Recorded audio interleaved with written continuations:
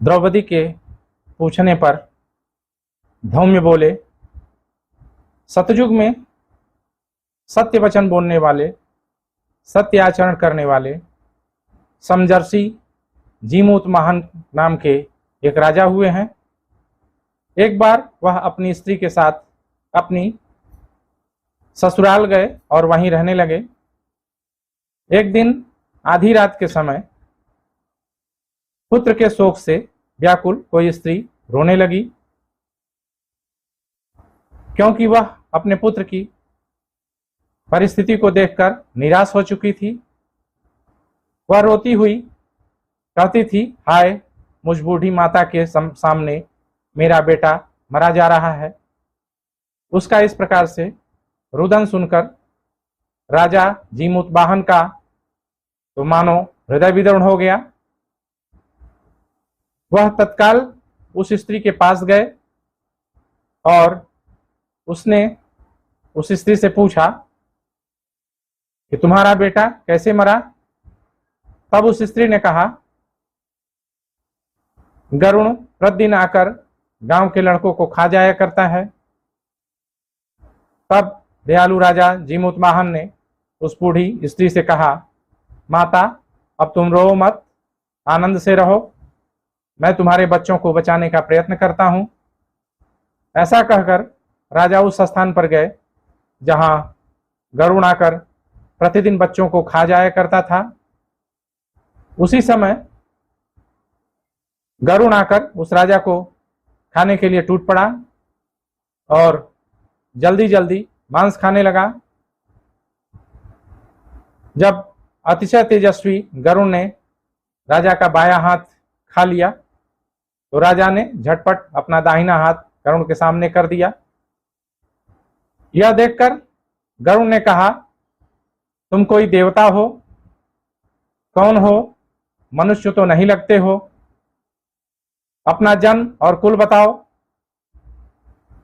पीड़ा से व्याकुल राजा ने गरुण से कहा, हे पक्षीराज, इस तरह का प्रश्न करना व्यर्थ है, तुम अपनी इच्छा भर मेरा मांस खाओ।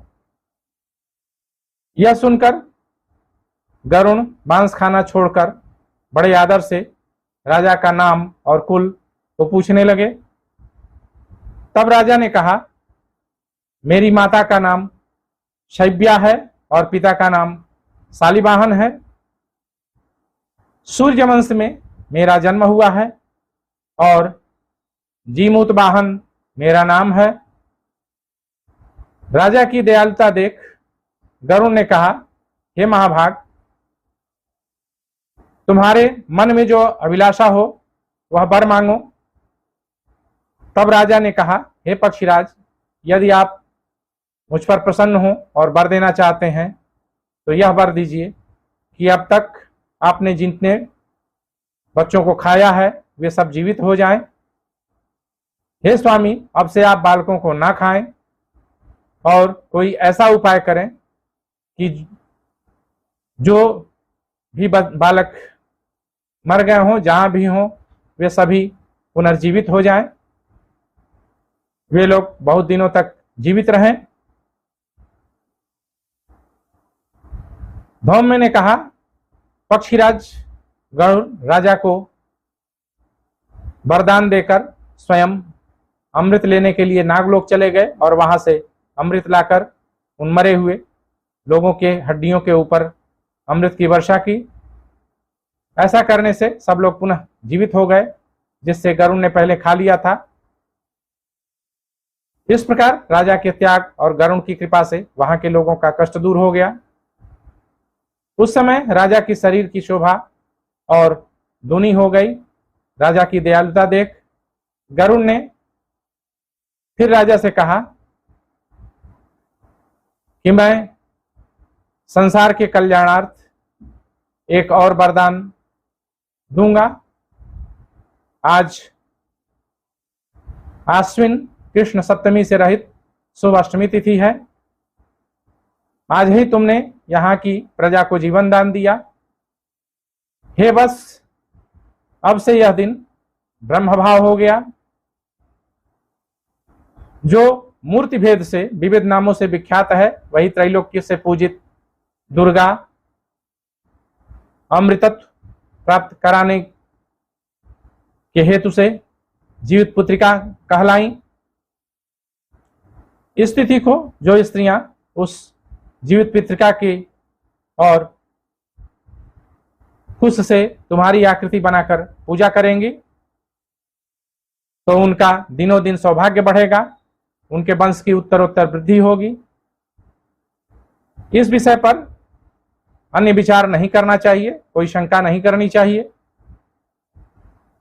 हे राजन, सप्तमी से रहित उदया तिथि अष्टमी को व्रत करना चाहिए। सप्तमी विद्या अष्टमी को व्रत नहीं करना चाहिए। सप्तमी विद्या अष्टमी को व्रत करने से व्रत का पुण्य समाप्त हो जाता है और पाप का फल मिलता है। इसलिए उदयाष्टमी को ही व्रत करना चाहिए। नवमी में पारण करना चाहिए।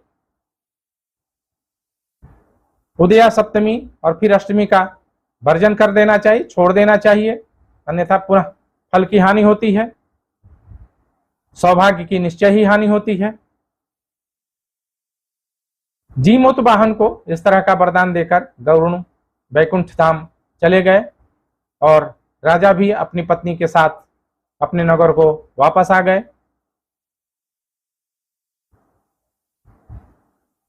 धौम्य द्रौपदी से कहते हैं कि हे देवी, मैंने यह अतिशय दुर्लभ व्रत आपको बताया। इस व्रत को करने से बच्चे दीर्घायुष्य होते हैं। हे देवी, तुम भी पूर्व में बताए गए विधि से यह व्रत और दुर्गा जी का पूजन करो तो तुम्हें अभिलषित फल प्राप्त होगा। मुनिराज धौम्य की बात सुनकर द्रौपदी के हृदय में एक प्रकार का कुतूहल उत्पन्न हुआ और पूर्वासी स्त्रियों को बुलाकर उनके साथ उत्तम व्रत किया और शुभ फल की पुनः प्राप्ति की। दर्शकों, जीवित पुत्रिका के विषय में एक और कथा है जिसको दूसरे वीडियो में हम आपको सुनाएंगे। हरिओम।